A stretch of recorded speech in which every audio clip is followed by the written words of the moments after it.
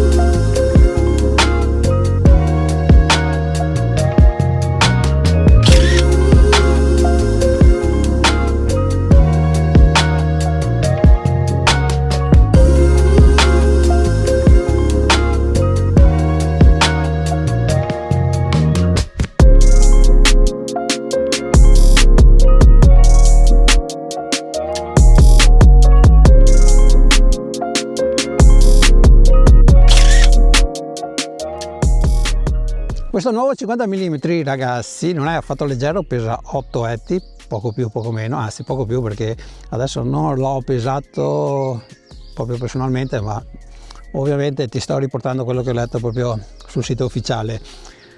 Costruito completamente in metallo, costruito bene, fa parte della serie Pro. A proposito di serie, perché adesso ci sono diverse serie che ormai alcuni potrebbero fare anche confusione. Diciamo che la serie Premium è la serie Lab. Attualmente ci sono due obiettivi, il 135 f1.8 e il 35 mm f1.2. Sono due obiettivi per sensori full frame. Qui invece parliamo della serie Pro, però praticamente abbiamo sempre un obiettivo per professionisti, quindi lenti decisamente di qualità. Ok ragazzi, nel barilotto non poteva mancare la ghiera per la messa a fuoco in manuale, che si va a attivare proprio con lo switch che troviamo un po' più in basso. Una ghiera del tipo elettronico, si comporta bene, è abbastanza fluida. Nel barilotto abbiamo anche il tasto funzione e abbiamo l'immancabile ghiera dei diaframmi, una ghiera fatta decisamente molto bene, come piace a me, è fluida, eventualmente si può anche attivare il click. In questo caso lo switch lo abbiamo un po' più in basso, proprio alla fine del barilotto. Ogni click corrisponde a un tasto di stop e quindi potresti anche utilizzare l'apertura dei diaframmi direttamente dal barilotto senza guardarlo, ok, perché si sente decisamente bene il click che viene effettuato da questa ghiera, ok ragazzi. Quindi in questo caso brava Viltros, ha fatto un ottimo lavoro e mi piacerebbe trovare questa ghiera anche sugli obiettivi della serie Pro, però per sensori APS-C. La baionetta è in metallo, abbiamo la classica porta entrata Type-C per fare eventualmente l'update del firmware, controlla perché questa azienda rilascia periodicamente proprio nuovi aggiornamenti che vanno a migliorare proprio le prestazioni, soprattutto dell'autofocus. La baionetta è anche sigillata, abbiamo una guarnizione di colore rosso. La parte frontale, quella anteriore, dove abbiamo l'ultima lente, dove puoi evitare dei filtri, ha un diametro da 77 mm.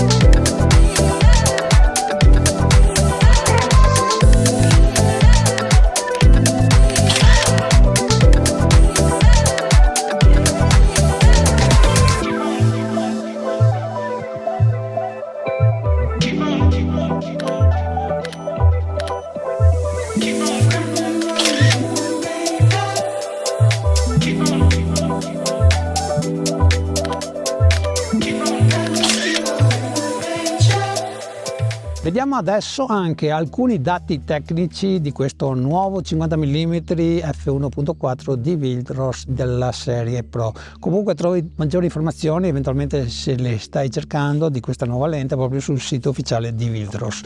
Abbiamo un diaframma con 11 lamelle e 11 lamelle rispetto ad averne 9 o 10 fanno la differenza per quanto riguarda poi il bokeh. Abbiamo una distanza minima di messa a fuoco di 45 cm, quindi ti puoi avvicinare parecchio e quindi avrai maggiore profondità di campo, ok? Quindi un bokeh decisamente anche forse più interessante. Io personalmente un 50 mm lo utilizzo di più per foto ambientate, ok? Quindi cerco di inserire proprio all'interno della foto un po' del paesaggio o della location che ovviamente sto fotografando assieme alla modella. Poi per quanto riguarda invece il gruppo ottico, come dicevamo, ha un peso abbastanza importante perché 800 grammi non sono affatto pochi, ma praticamente tutti gli obiettivi della serie Pro hanno un peso, diciamo così, importante. È costituito esattamente da 15 elementi in 8 gruppi, ok ragazzi? Quindi all'interno abbiamo decisamente molto vetro, ok? Quindi il peso è giustificato. Ripeto, vetro e non lenti in policarbonato. Il motore della messa a fuoco è quello nuovo che abbiamo trovato esattamente proprio nell'85 1.4 VCM, ma quello brevettato proprio da Viltros l'Hyper, quindi leggermente più veloce rispetto ai precedenti motori. Se utilizzi Lightroom non è disponibile un profilo per questa lente, ma sono sicuro che con il prossimo update proprio di Lightroom lo troveremo. Dico questo perché per il momento, per quanto riguarda quella poca vignettatura e anche distorsione, dovrei farlo manualmente, ma è sempre un'operazione che si fa in maniera molto rapida. Molti di voi si chiederanno, ma questo obiettivo è nitido? Beh, quello che ti posso dire praticamente potresti andare a guardare tranquillamente la recensione anche dell'85 mm, perché praticamente vado a ripetere le stesse cose che ho detto proprio in quel video. Secondo me, anche se lo vai a utilizzare a f1.4, ovviamente se parliamo di fotografia di ritratto con una modella, stai fotografando una persona sola, la nitidezza che avrai secondo me va più che bene, ok? Poi c'è sempre la post produzione anche in questo caso, ma secondo me f1.4 abbiamo tutta la nitidezza che ci serve, soprattutto nella porzione centrale della foto. Più andiamo a chiudere, ovviamente sapete ormai tutti che la nitidezza si va a espandere quasi fino ai lati, però dobbiamo andare a chiudere oltre f4. Comunque, se sei un fotografo di ritratti o ti occupi di matrimoni, quindi andrai a utilizzare questa lente quasi sicuramente a partire da f4, non ti devi preoccupare di questo aspetto. Come al solito ragazzi, io sono trasparente come proprio un vetro di una finestra quando faccio le mie recensioni, quindi se c'è qualcosa che non va, state tranquilli che se l'ho riscontrato ve lo dico.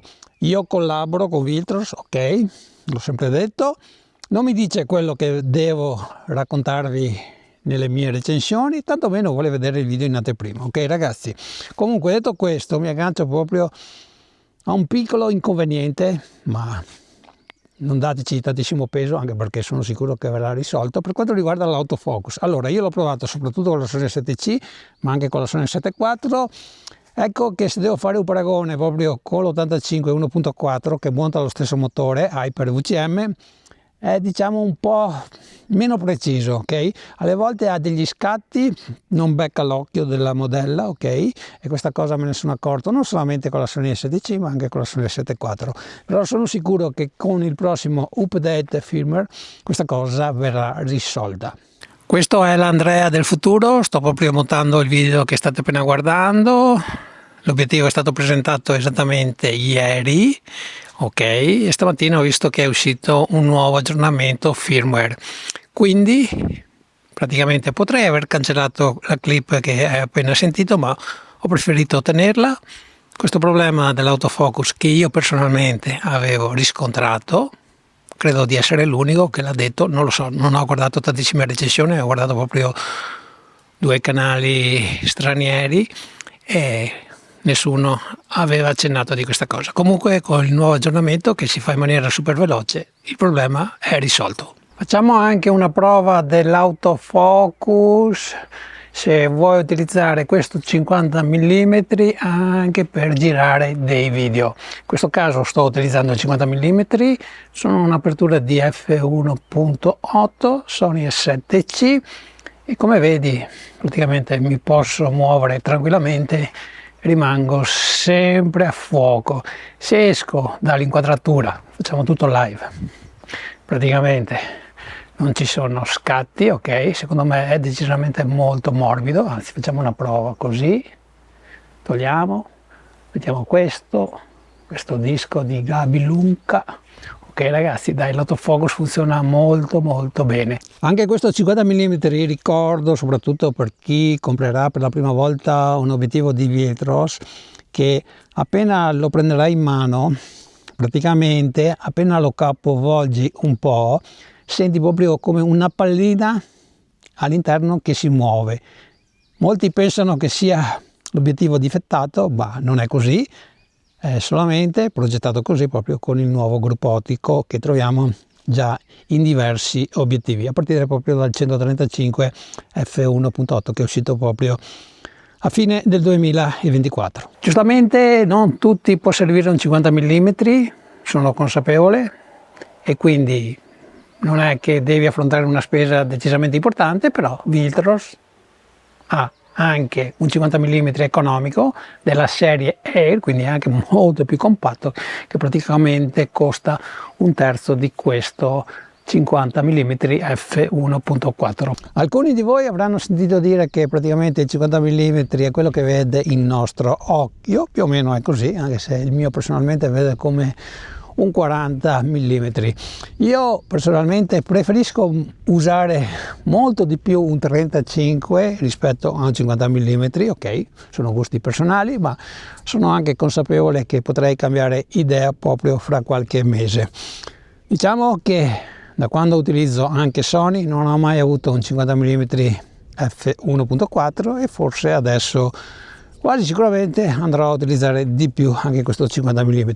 Diciamo che, come ti dicevo, non è un obiettivo leggero, quindi quando faccio delle uscite fotografiche devo pensare bene se lo andrò a utilizzare oppure no. Il prezzo è di poco più di 600 euro, costa come esattamente l'85 mm che ti ho recensito, come ti dicevo, agli inizi di giugno.